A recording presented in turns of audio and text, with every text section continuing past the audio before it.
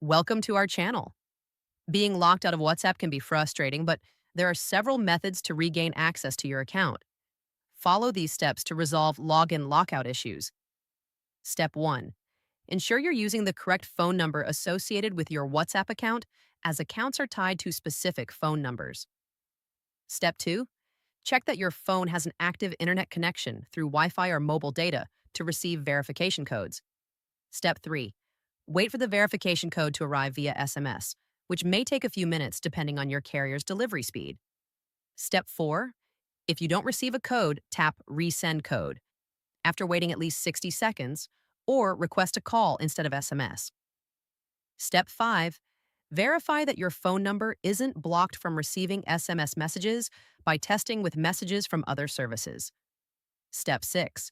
If you've exceeded the verification attempts limit, wait for the timeout period to expire, which is usually indicated on screen. Step 7. Ensure your app is updated to the latest version by checking the App Store or Google Play Store for WhatsApp updates. Step 8. As a last resort, contact WhatsApp support through their help center if you continue experiencing lockout issues. Don't forget to like this video and subscribe to our channel.